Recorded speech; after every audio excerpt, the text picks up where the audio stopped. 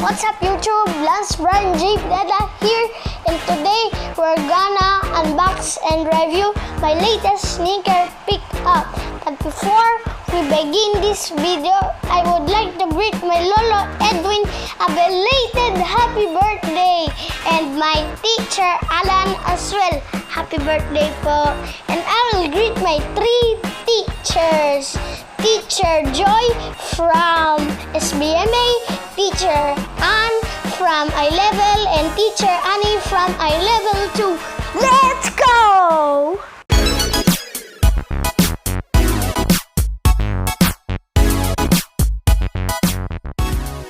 Alright, so this is the sticker that my Lola bought from Sports Central in SM Cabanatuan for only 4,795 pesos. Thank you, Mommy. Alright, so let's open the box.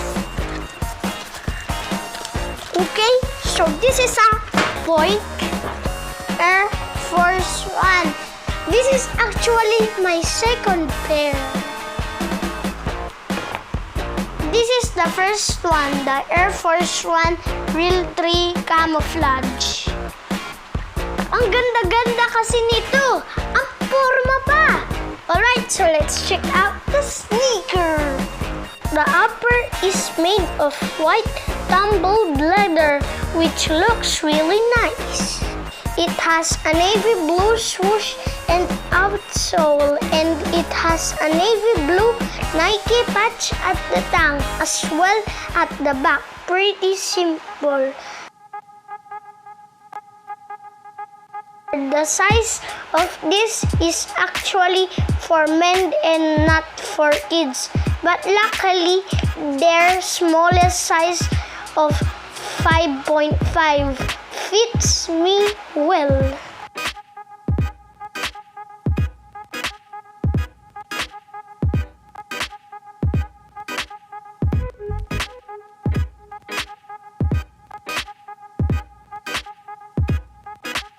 The Airforce 1 is really bulky and normally fits large, so there's no problem if it is a little big.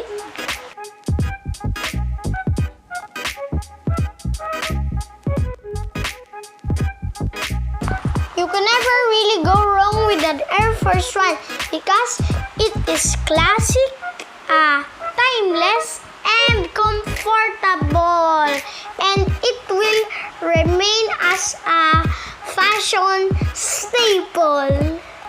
The sneaker has a plethora of colorways. Almost every month a new release comes up.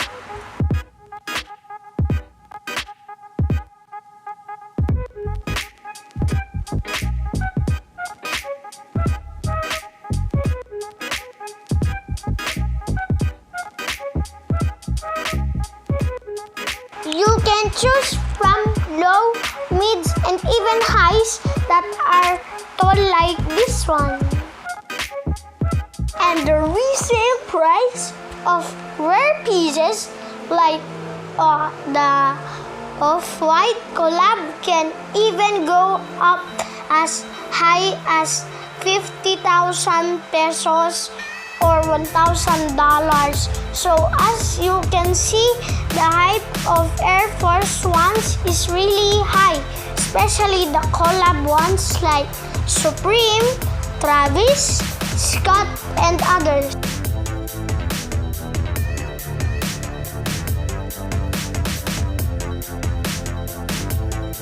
The hype brand Bape even has their own version of the Airforce 1, which they called Bapesta.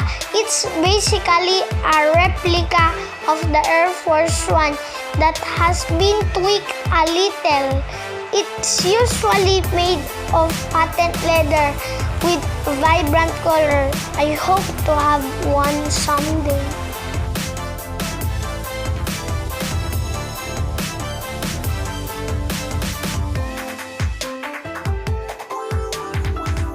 The retail price of the general releases actually go from 4,700 6,000 pesos.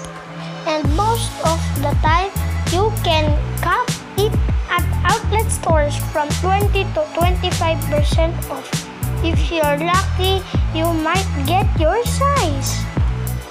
You can also find this sneaker online on Urban Athletics, Capital PH, Titan, and Zalora for a discount.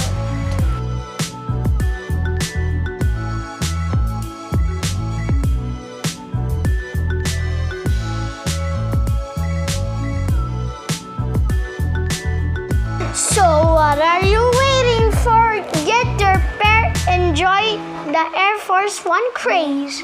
Before I end this video, I will also unbox my new Nike backpack for only 1,500 pesos. It has a camo print and it looks nice.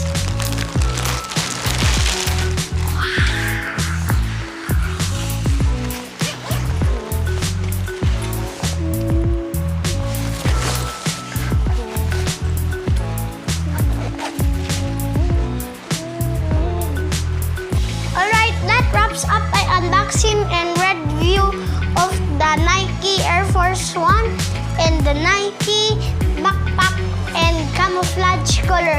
Thank you for watching.